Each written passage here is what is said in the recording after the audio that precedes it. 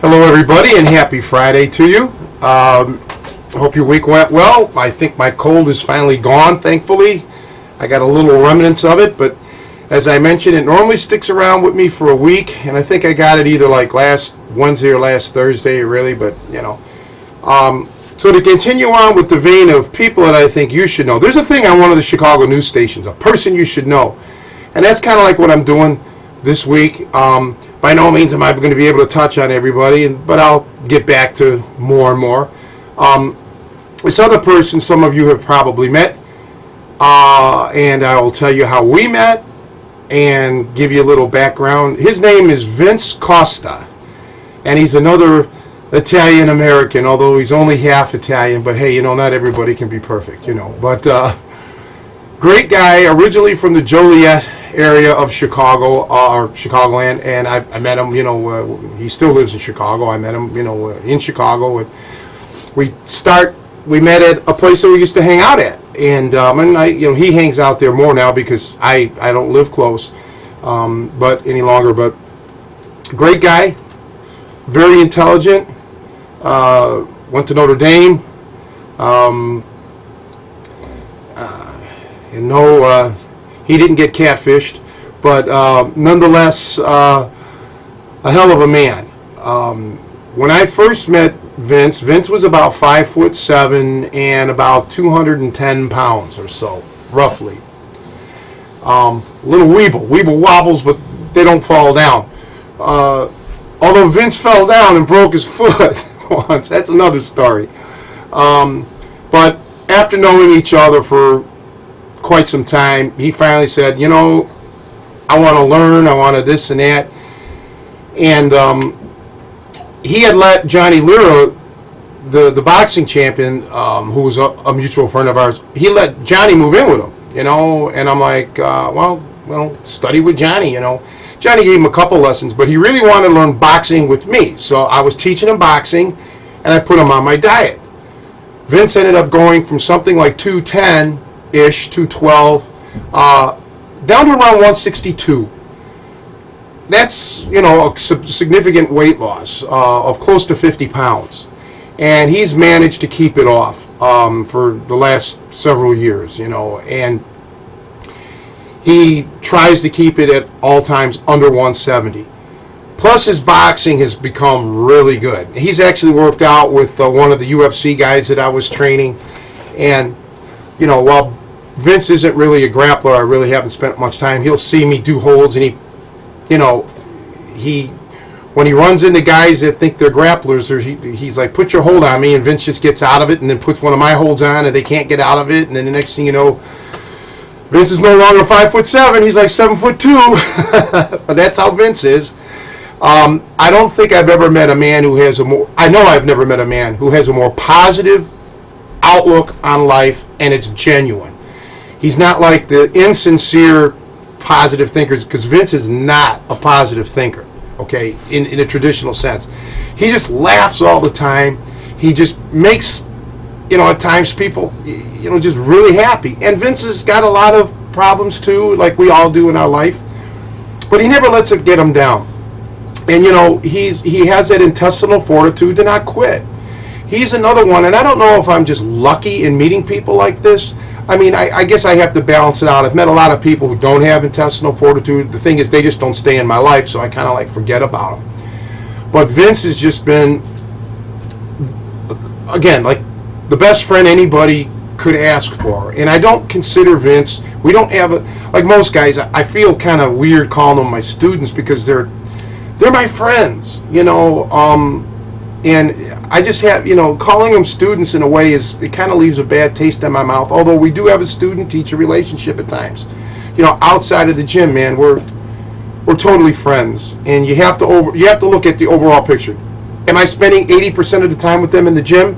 If I was, then they'd be my students. But when I spend the majority of my time outside, you know, on phone calls or emails or text messages or visiting and hanging out, these are friends, you know, and I think that's important, at least for me. You know, I could never train anybody that I don't like, and that's why I guess I'm not the world's greatest businessman from that regard.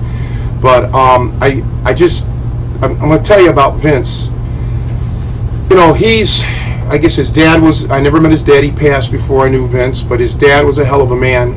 His dad was a wrestler, played football, I believe, just a jock, a really good old-timer, an Italian. His dad was 100% Italian. Vince has taught me about just how to laugh to the point where people think you're nuts, because that's what they think about Vince. He can laugh no matter no matter how foul of a mood he's in, no matter how down he is.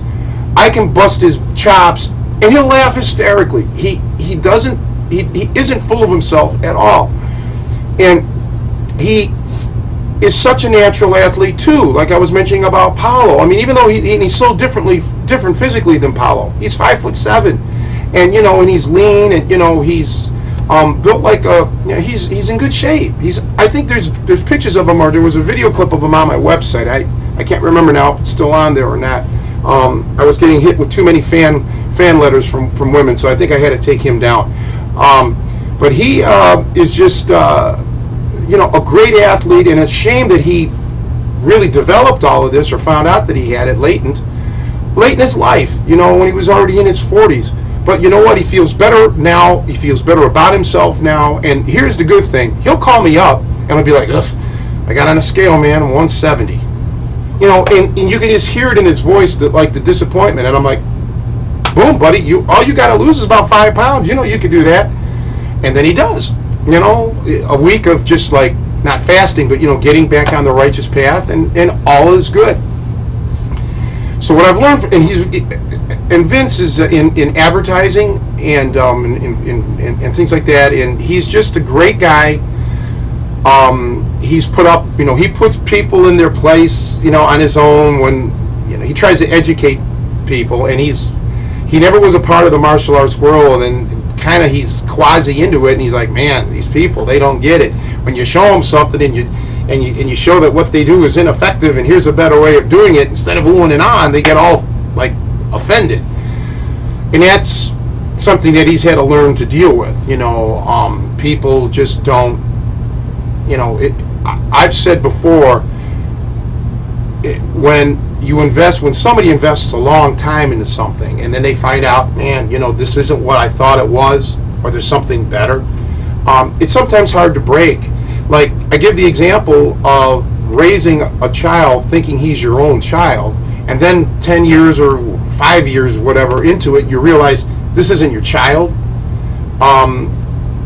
What, do you abandon him? No, you probably still have developed love and emotions and all these feelings, and you're not going to let this person go. You're going to continue on and have that father-son relationship or father-daughter relationship, even though now you're not. And that's how it is sometimes with this. People invest so much time in their thing, they love it, and now they realize, well, it isn't what I thought it was, but you know what, I'm not going to give it up. I still love it, and so on. And that's something I think Vince had to get indoctrinated to. He had to see this, and it frustrates him, because he wants the whole world to study with me, I guess, and it's just not going to happen. People have their own things, but with him, he's just been a joy to be around, and sometimes you want to wring his neck.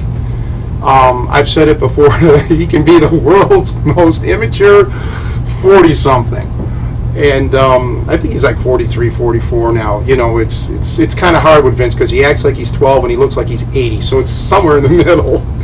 This is an example of how I joke around with the guy, but he knows that it comes from love and it comes from the heart, and I've gotten so much from him. And I hope that I always can take a little bit of Vince with me no matter where I go. Get that humor again that I used to have, and sometimes, it gets compacted.